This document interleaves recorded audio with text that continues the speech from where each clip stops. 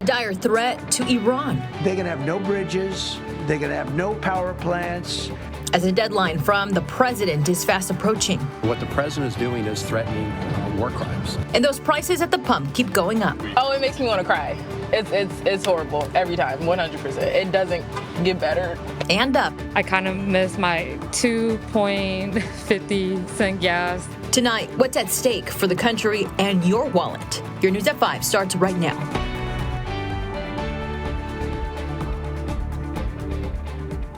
Thank you for joining us. I'm Clara Benitez Cortez. President Trump not backing down from his 8 p.m. Eastern deadline tonight for Iran to open an important waterway. Or in his words, he will destroy a civilization. NBC's Julie Turkin leads us off with what we know so far. The countdown is on to President Trump's 8 o'clock deadline tonight for Iran to open the Strait of Hormuz or else. This morning, Trump escalating his threat, writing on Truth Social, a whole civilization will die tonight, never to be brought back again. The president on Monday insisting he doesn't want to do it, but he will. I mean complete demolition by 12 o'clock. Democrats condemning that talk. Senate Minority Leader Chuck Schumer posting this is an extremely sick person, and Republicans own the consequences if they vote for the war.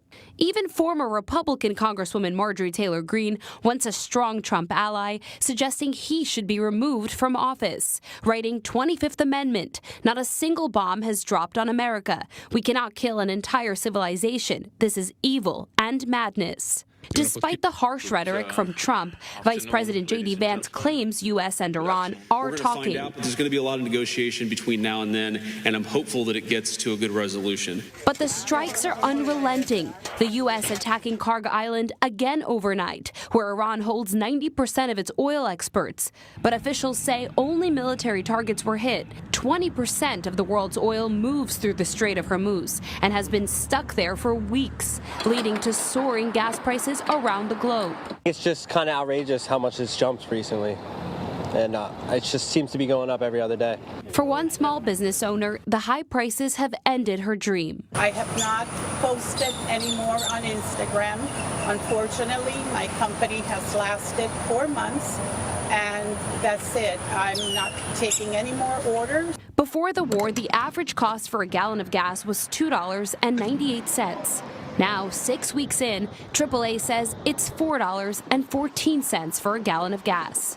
Under international law, targeting civilian infrastructure is considered a war crime. But two U.S. officials tell NBC News the Pentagon had presented President Trump with dual-use targets, meaning targets like the power plants and bridges that he's talking about could be used by civilians and by the military, so technically avoiding the definition of a war crime.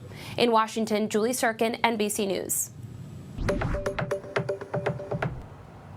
Here at home, drivers are feeling the pain at the pump after gas prices jumped nearly 60 cents just this week. For college students like Taylor Saunders, the drive between San Antonio and Corpus Christi is getting more expensive. She tells neighborhood news reporter Jacob Daniels, seeing a new price every week is taking a toll.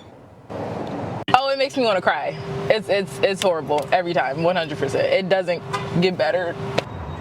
Experts warn the pain may not stop at the gas station. Texas A&M Kingsville finance professor William Prosky says higher fuel costs could soon mean higher prices for everyday goods. He says gas prices typically go up fast but come down slowly. Despite the rising cost of gas, you can still find ways to save at the pump. Experts suggest downloading apps like Waze or Gas Buddy to find the cheapest fuel near you. You can also use a credit card that earns at least 3% cash back on gas. AAA says it is important to find savings now before prices climb even higher. Springtime is when you've got spring break travelers, you've got gasoline demand going up, the weather's getting nicer. To find the cheapest gas prices in your neighborhood, just head over to our website, christv.com. You'll find it at our Pump Busters page. Well, several companies are raising prices to offset higher fuel costs. Amazon says it will impose a fuel surcharge on some third-party sellers this month. That could result in higher prices for you. If sellers offset the cost, JetBlue and United Airlines say they've increased baggage fees in light of fuel prices. The U.S. Postal Service is imposing its first ever fuel surcharge. The 8% fee will apply to packages starting April 26th. UPS, FedEx, and some other shippers have automatic charges that kick in when fuel hits a certain level. Travel experts are warning you to book your summer flights right now. That's because ticket prices are expected to climb because of the ongoing war with Iran. The conflict has halted maritime traffic through the Strait of Hormuz that is causing a global disruption in oil production. Jet fuel prices have doubled in the last 2 months. Fuel makes up about 20 to 30% of airlines' overall costs. One travel expert says you need to act fast to get a good deal. If you are traveling this summer and you need to book a flight, book it immediately. Airfares are only up slightly right now. Experts say it is risky for airlines to drastically increase prices. If you are planning a trip for this fall, you can book a main economy ticket today. If prices drop later, most airlines will let you rebook and give you a credit for the difference.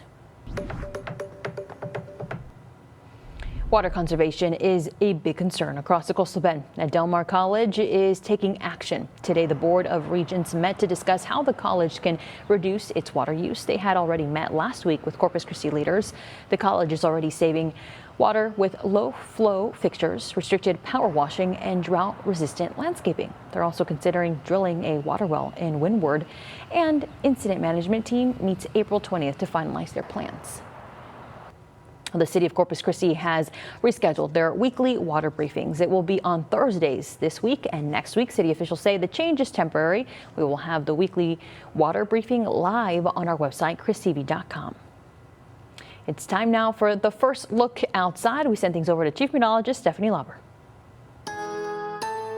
We've talked a lot about how those April showers bring May flowers, but what else do we normally expect for the month of April? Well, here's our climate for the month. We normally wake up to temperatures in the lower 60s and top out with highs near 80 at the beginning of the month. By the end of the month, there is a small increase. We wake up in those upper 60s and have our highs sitting pretty right around the middle 80s, 85 for the afternoon high. Now, we've had a warm start to 2026. In fact, the first quarter of the year is the warmest we've ever seen here in Corpus Christi, so it makes sense that we've been riding this trend. But this week, I think our temperatures will stay right about where we normally expect them. And good news in terms of average rainfall, just over 2 inches. We've already seen most of that with just this past weekend, but I've got more rain chances to tell you about. We'll bring that up in your full forecast ahead.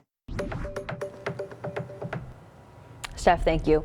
We have continuing coverage of last night's deadly pileup on Crosstown. It happened here near Morgan Avenue just before 7 last night. The 5-car pileup left 1 person dead and 2 others hurt. The medical examiner's office has identified the victim as 43-year-old Julio Flores Jr. Investigators are still trying to figure out what caused the crash. Corpus Christi police say they are not ruling out racing. Well, today marks 45 years since a massive grain elevator explosion rocked Corpus Christi. April 7, 1981 is a day federal inspector Kevin Saunders will never forget. The blast killed 10 people and left dozens hurt, including himself. It left him paralyzed from the chest down. He still remembers the exact moment it happened. And I heard what sounded like an thunder.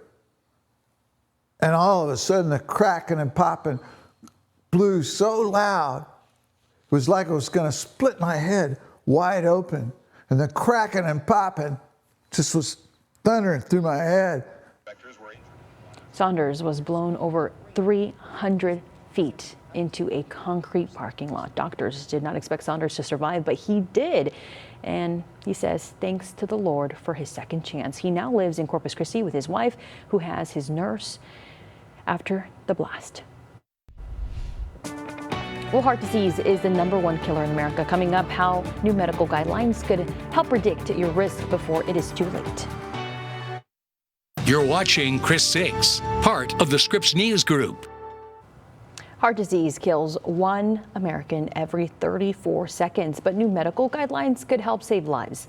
11 major medical groups just updated their recommendations for treating high cholesterol. It's the first update since 2018. Doctors are now using a new tool called the Prevent Calculator. It helps predict who will develop heart disease before it happens. The guidelines also lower the target level for cholesterol. The earlier you treat, to lower targets and for longer is overall better for our health. The new guideline suggests early intervention for very high-risk patients. That includes lifestyle changes like exercising regularly and getting quality sleep. Doctors may also recommend cholesterol-lowering medication. Most states are extending the window for RSV immunizations as the virus continues to circulate longer than usual. RSV typically follows a fall to spring pattern with immunizations recommended through the end of March, but this season has shifted. Federal data shows positivity rates are significantly higher than this time last year. Doctors say continued access to immunization could make a real difference. Out with the old, in with the new. We'll tell you about the changes coming to the Ronald McDonald House and what it means for local families. It's a brand new facility coming here for the Bishop community. I'm Stephanie Molina, and I'll tell you about a big home run that's coming here to the area.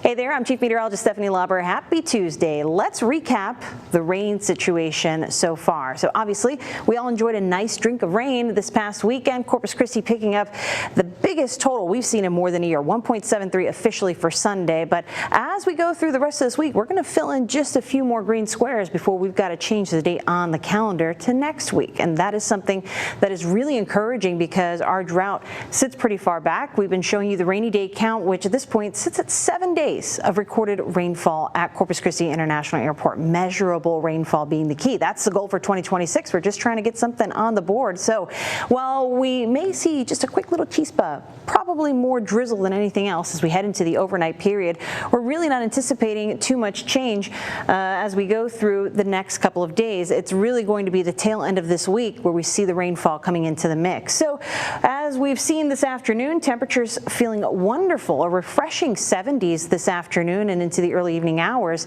Tonight, a much different story. Those temperatures dropping into the 60s, still mild, but that wind direction changing is a big part of this picture. An east-southeast wind direction setting up during the early morning time frame where those winds actually lay a bit around daybreak is going to get us off to an interesting start for tomorrow. So maybe a little bit of drizzle, at best fog because the wind is going to be lighter, but I'm really not expecting a whole lot of excitement in our forecast other than the warm-up as we head into the middle of the week. Your Wednesday rainfall looking to be pretty uneventful here as we've seen across all of our neighborhoods today. So as we go on into the later half of the week, that wind direction from the southeast, like I said, is going to be a huge part of this equation. That helps to bring in moisture and warmer temperatures from the Gulf, and it's going to be a breezy day as we continue to head into the overnight. Those winds come down, but they'll be right back at them as we head on into Wednesday. And again, that provides the moisture we need for our next round of rain chances. Taking a trip upstairs in the atmosphere starting out Wednesday morning. Here's one of those little dips I was identifying for you as we were talking about this last night. Well, we're going to see a few more of those pulses coming around in the big weather picture upstairs in the atmosphere that helps to tap into some of the moisture. And this is going to be something we watch more for as we head into Thursday and Friday. In fact, this is probably getting your attention way out on the West Coast. That's low pressure too, and it's a big one. It's going to take a few days for that to move on to the west coast of the lower 48, but once it does, that is also going to offer us more rain chances as we head into the weekend and even into early next week. It's something I'm watching very carefully because it's going to take its time to get here, but I do think it's going to make April a very generous month of rainfall for us here in the coastal bend. But over the next 7 days, here's what we're expecting so far. Remember, yesterday, these rain chances weren't looking as plentiful during the morning and afternoon time frames heading into Thursday and Friday. So now it seems like a lot of our guidance kind of picked up on the situation. We are expecting rainfall to be here in the coastal bend Thursday night into Friday morning. And it looks like Friday is still going to be the wettest day of the week, really filling in. This weekend we'll still have a few lingering showers. And I think next week, depending on what happens in the upper level weather pattern, will also be generous. So here's a look at Friday, the wettest day of the week, but not a washout like what we saw on Easter. In fact, here's a look at the next 7 days. A big day for sports fans in Bishop. Tonight is the official completion of its practice facilities for baseball and softball. Our neighborhood news reporter Stephanie Molina joins us live from the Nueces County Amistad Veterans Memorial Park. Steph, how are things looking ahead of the event? Yeah, well, hey, Clara, they're finishing up the touches here. They're setting up. The event is going to start later today, but we're going to be seeing more kids come around 5:30. But let me tell you a bit about this brand new facility. Now, they have added benches, they have added new dugouts. These canopies are here as well to, welcome all the kids that play here in Bishop. They have about 29 teams. And, it's a small community, but it's growing, and a lot of kids here like to play, baseball, softball. So that's why they added this addition. Now, this is all thanks to the Nueces County Commissioner, Jag. And so he's going to be later throwing the first pitch around 6:05. So we're going to be seeing that. We're going to be seeing a lot of kids. So, it's a really nice thing here for the community that they're going to be adding this. Now, it's slow. It's not a lot of people here, but you'll soon see that. So, we're going to be showing you that later at the 6 p.m. newscast. So, be sure to be tuning in for that. And we'll be able to see that first pitch that Commissioner Jag is going to be throwing. So from here in the studio, in Bishop, I'm Stephanie Molina, Chris 6 News. Steph, thank you so much. You'll find Stephanie in Western Nueces County, including Robstown, Calallen, and Banquete. If you have a story idea or tip for her, take out your phone and scan the QR code you see on your screen. You'll be able to get in touch with her there. The Ronald McDonald House is getting torn down to make room for more families in need.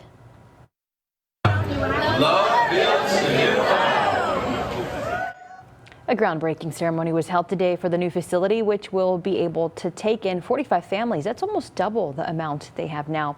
It will also come with a lot of new features like a chapel and meditation room, outdoor kitchen, and even a rooftop deck and gardens. Families who have used the Ronald McDonald House know how important this addition will be.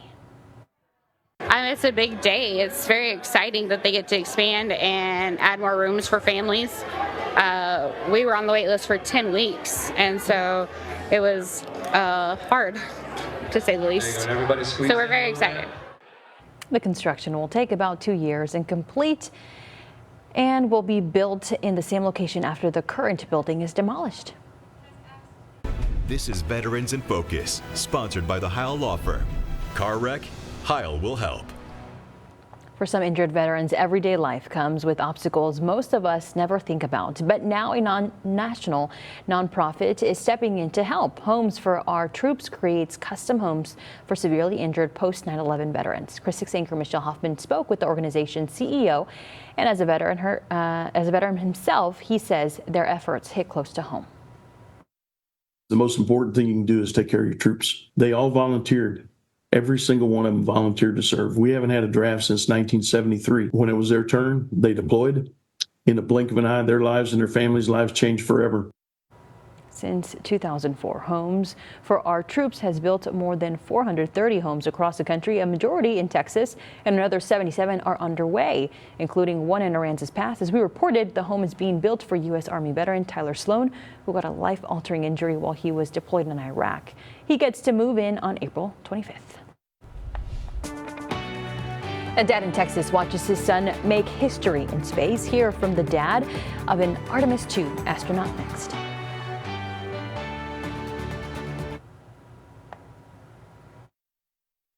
You're watching Chris 6, part of the Scripps News Group. The Artemis 2 crew is on its way back to Earth after setting human spaceflight records. The mission orbited the moon yesterday, traveling farther from our planet than any crew in history. Astronaut Victor Glover Jr. is on board. His dad watched the historic moment from his home in Prosper, Texas. He says waiting through a 40-minute signal loss behind the moon was stressful, but he is proud to watch his son make history. It is still very, very surreal, but when I see him put that big smile on his face, that's where I get the comfort from, knowing that he's enjoying the ride. Enjoying the ride indeed. Victor Glover Sr. watched his son launch from Florida 5 days ago. Now he is watching every mile as the crew makes the journey home. Well, before we go, let's take one final look at the forecast from Stephanie. One more look at that forecast as we head into the overnight period. We're looking at a pretty calm overnight. Those winds laying could give us a little bit of fog tomorrow morning, but I don't think there's quite enough moisture to really cause any problems for the morning commute. But the afternoon on Wednesday, going to be spectacular, high of 81 degrees. You'll notice more humidity, especially as we head into the afternoon on Thursday, more clouds moving in, and that's going to limit our temperature by about a degree. Still hanging out near 80 degrees well into the weekend, but that's where the rain starts to move back in. I think Thursday night into Friday will offer us the first round of showers and thunderstorms, but Friday looking to be the wettest day of the week, more so for our coastal neighborhoods. But there's more where that came from. We're expecting the possibility of some showers over the weekend, and there are even some indications that we could be talking about rainfall well into next week. All righty, get your rain barrels ready. Thank you so much for watching Chris 6 News. We will be back here at 6 o'clock with more news from your neighborhood.